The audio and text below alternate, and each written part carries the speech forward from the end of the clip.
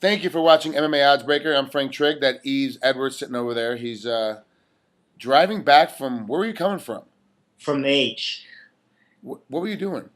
Just getting some last minute stuff done. Train. Okay, trying. You training? Were you training? Were you doing honeydew stuff? No, I was training. Okay, I don't know if it was like dry cleaning or had to paint a house or because sometimes Yves is like, hey, yeah, man, I'll be on there in like 10 minutes. Wait a minute, something came up. Can we push it an hour? Hold on a minute. I need another half an hour because he's got he's a busy dude. He's got stuff going on. So I was wondering what was happening. Where are you training at? I just got back to Texas. I was at American Top Team for the past couple of weeks, and I just got back, and then I ran to Houston to get some stuff in with my jiu-jitsu coach also. Hold on. You drove back from Florida today? No, I flew Oh, back last night. oh, geez. I was like, what the hell are you doing in the car that much? This is ridiculous. Okay. Yeah, that's too much car for me. I can't deal with that. How was American Top Team? Awesome, man. George Masvidal and Robbie Lawler fighting on the same card, so we all trained together. When it was applicable, we all trained together. Masvidal's fighting a southpaw. I'm fighting an orthodox guy now, so that was big for me. That was great. And then Robbie's also fighting an orthodox guy, so Robbie and Masvidal got a lot of good rounds in. So it was, and we got tons of great guys over there. So it's been really really good for the past couple of weeks. Good. Wow, that sounds like a great camp. Did you have to ask anybody to actually mimic Darren Cruikshank's style, or was it just enough having those guys in the room with you? We got a couple of guys that can mimic that style pretty well. There's a kid, Will Brooks, who's fighting for Bellator. Actually, he's fighting the next Wednesday night also. Not this Wednesday coming, but the Wednesday after we fight. And then a few other guys in there. Gio is really good at mimicking that karate style. We got a kid, where he goes by Bogdan, and he's really good at mimicking that style also. So I feel really good about it. I know I only had a few days of hard sparring with that style, but it's not something I've never seen before. So it shouldn't be too much of a surprise when I do see it.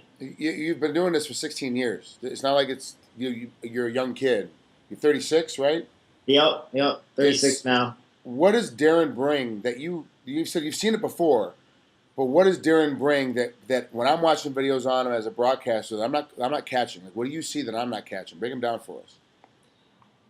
I don't see a whole lot outside of him being pretty explosive and really athletic. People like to, or that term came out, that black athleticism. But Yeah. that kid's pretty athletic. He's got that. I mean, he's white, but he's got that black athleticism. So I think I got a little bit of that left in me. So I'm going to use the experience and what black athleticism I have left to counteract his. How good do you think he is on the ground? Not 100% sure. I haven't seen a whole lot of him on the ground, but I'm confident that I'm going to be better than him on the ground. My ground is pretty solid, man. And then I'm training with like some really good guys. I mean, Master Laborio's in the room all the time, giving us pointers on top of all the other black belts we have there and the other great coaches we have there. So I'm not going to be surprised by anything he brings on the ground. And I don't think he's going to have too much for me there. I think if anything, that should be my realm. Do you think that obviously you said that last little bit of sparring with these guys helped out quite a bit? I know Lawler likes to go hard, like really hard in practice. I know Masvidal likes to go really hard in practice. Does that hurt you a little bit when you're trying to get ready too, that you're going that hard with these guys that are a little bit bigger than you? Not really, because those guys, I mean, they're smart and they're fighting on the same show that I'm fighting on, and they're not new to this. Of the three of us, Masvidal would be the kid, but Masvidal is legit, and everybody knows that, and everybody knows how good he is. And he's really smart, especially when it comes to fighting. So I wasn't too concerned when I did go with him. I didn't go live with Robbie in striking because we're both southpaws and we're fighting orthodox guys. So really didn't do anything for either one of us to go live with striking. But some of the drilling and stuff we did together, so that wasn't a concern. But like a guy like Masvidal, and then the other guys, and everybody knows that when you're fighting, and they know when to back off with the power, but not the pressure. So even the young guys are good at that.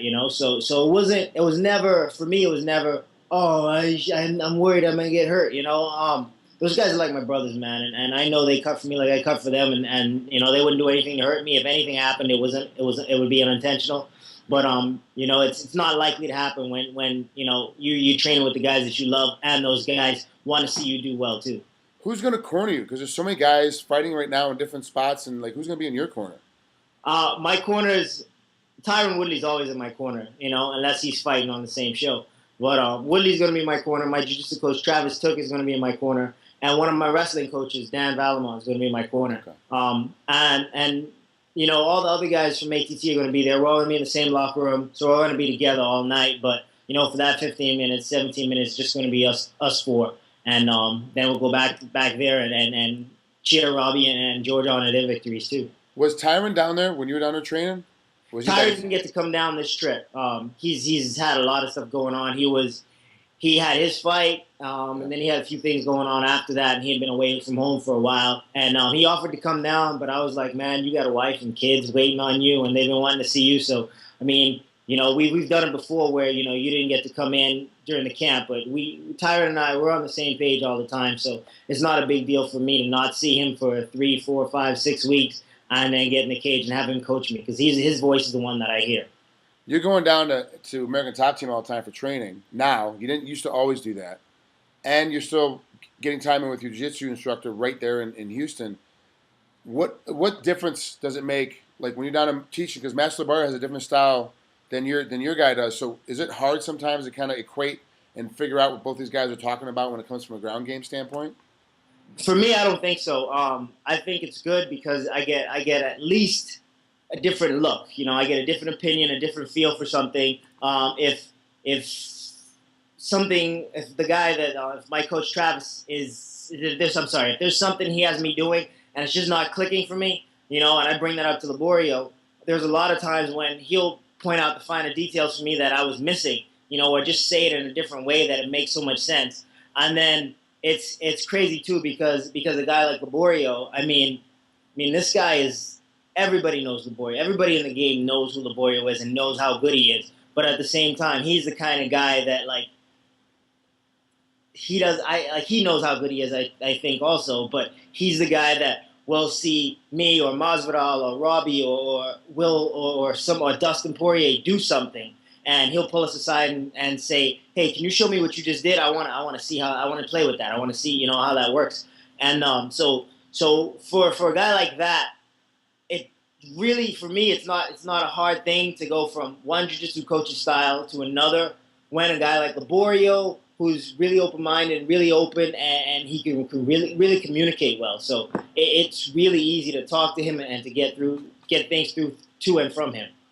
Now, there's a lot of talk lately about the pay for a lot of these fighters. Everyone's complaining about the pay. They didn't come up like we did. Making $50 and driving 5 hours and not getting any food money or hotel money and getting paid $50 only if you won, let alone if you lost. You just ass out. Good luck. You had a loss. And $50, even then, didn't really cover gas and food. We were kind of fighting because we kind of love the sport, kind of wanted to do it. Does it kind of irritate you sometimes when these guys are like, I'm making $100,000, it's not enough. I'm making $80,000, it's not enough. You're like, dude, you don't even understand. Like, does that bother you at all? It does bother me a bit. It's one of those things where it's like, being the old guy in the room, you're thinking to yourself, man, these damn kids, they'll appreciate nothing. Yeah, you know what I mean? So it's kind of like that. You hear these guys getting into it, and then they talk about all the money, but I say it all the time, man. And I've said it from the beginning of time. Somebody asked me a long time ago, if you won the lottery, you won the Mega Millions lottery, would you still fight? Yeah, I'd still fight. I love this. I would do this. I'm going to do this for as long as I can.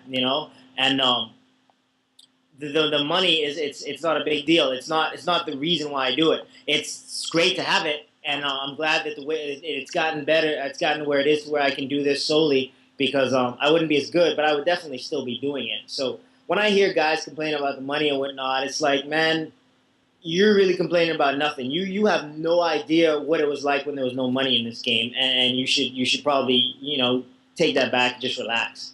Well, I'll tell you this: if I win the Mega Millions, nobody will ever hear from me again. I'm shutting everything down. I'm gone. Only way you'll find me is if you get an invite to show up on my private island. That's it. I'm out. I would probably get an island like Han and just have my own fights. Just boop, gone. I'll invite people over because I want to see him. I want to see him do battle in front of me. Enter the Dragon. That's all I'll be doing. That's it. Yves, thanks, man. I know you've had a real busy day, so I'll let you out here. I really appreciate you coming to MMA Icebreaker. Good luck against Quickshank here coming up on the 31st down there in Seattle, or up there in Seattle, rather. UFC on Fox 8. Last thing before I let you out of here, main event, pick it. Who's going to win it? Do you see DJ win this one again in a relatively easy battle, or do you see the challenger coming in and pulling it off? I like DJ, and ever since he moved down to 125, he's looked really good. I mean, he looked good at 135. So 125, I think that's really, really his weight class. The only fight I seen him get dominated in was his fight against Pickett, and at 125, even when it's been competitive, he still looked good all the way through. His fight with damn it, I'm drawing a blank right now, but his last fight with the real acrobatic kid from Jackson's. Geez. See, it's happening. John Dotson. John Dotson. John Dotson. When we get old, these things happen. But with his fight with Dotson, he looked great. But Dotson started to gas later in the fight. But Demetrius, he was able to hold it together. Dotson was a little more athletic early, but Demetrius held his athleticism through the whole thing and was able to push through and persevere, and pull out the victory. So I can't put anything past him right now. I think he's holding on to that belt for a little while longer. The weight class isn't that deep, but the guys that they have are tough, and I think he's going to probably have to clean it out twice, but I think he can do it. I think he might run into problems the next time he meets Dotson. I think that's the toughest fight for him in that division, but I think he wins this fight pretty handily, if not easily. I don't see it going, I really don't see Moraga being able to do much past the first round. Like, he'll have a lot of energy maintained, but once he realizes how good a shape DJ's in, and he's at his hometown, and his first son is born, and Destiny's in the corner. Like, when he's got everything is kind of there for him because he's at home on this one, I don't think that DJ is gonna have much of a problem after the second round once Moraga settles down. And you kind of got to grab him like an old man and go, look, kid, you got to stop moving because it's going to go really bad for you if you keep doing this. It's going to be one of those situations. You can see it happen beginning of the second round where he's going to go, yeah, I'm kind of outclassed. Let me just try to survive now and try not to get beat up by DJ too much. Yeah, I think I can co-sign to that. All right. See, old guys always agree. We know what we're talking about. Definitely. Hey, Yves, thanks for coming on with here. I really appreciate it. Good luck with Darren. We'll talk to you soon, bud. Thank you, Frank. I'll talk to you later, man.